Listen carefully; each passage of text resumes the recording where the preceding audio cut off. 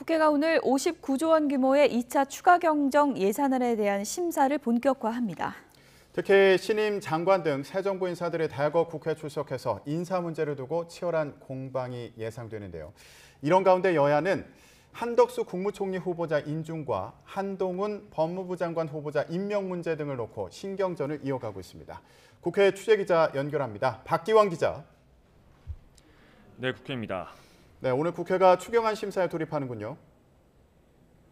네, 그렇습니다. 국회는 정부가 제출한 59조 원 규모 2차 추경안에 대한 예비 심사에 돌입했습니다. 오늘은 기재위와 산자위 등 모두 12개 상임위에서 각 소관부처별 추가 경정 예산안 내용을 살펴보게 됩니다.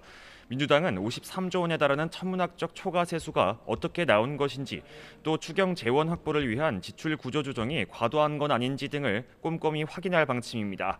각 상임위는 내일까지 추경안 예비 심사를 마치고 모레인 오는 19일부터는 예산 결산 특위에 종합정책 질의를 이어갑니다.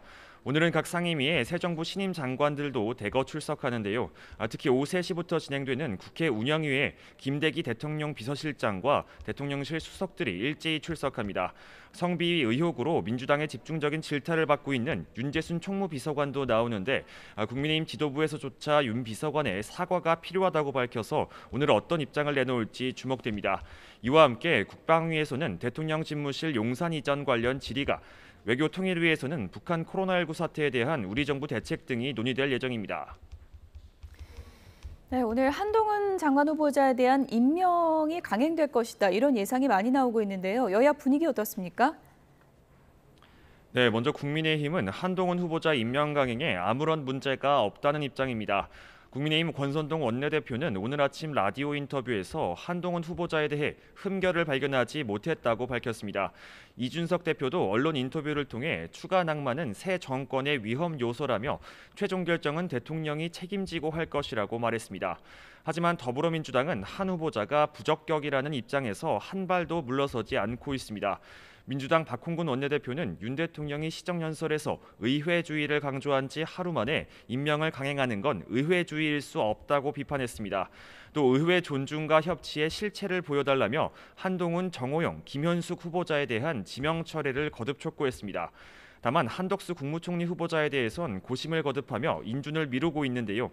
부적격이라고 하더라도 시급한 민생 현안이 많은 데다 새 정부 발목 잡기 프레임에 걸릴 우려도 있어서 고민의 시간이 길어지고 있습니다.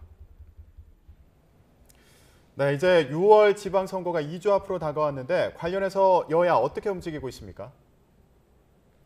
네, 먼저 국민의힘은 어제 5.18 단체 관계자들을 국회에 초청해 정책 지원을 약속했습니다. 내일은 소속 의원 전원이 이례적으로 광주 5.18 기념 행사에 참석할 예정인데요.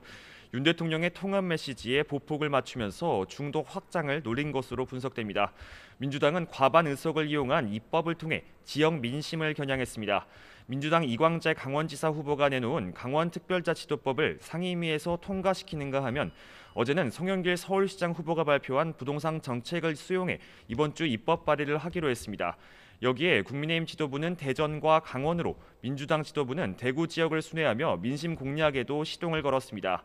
또 민주당 총괄선대위원장인 이재명 상임고문도 5.18을 앞두고 오늘은 인천 계양을을 넘어 호남 지역을 순회하며 호남 민심 보듬기에 주력할 예정입니다. 지금까지 국회에서 YTN 박견입니다.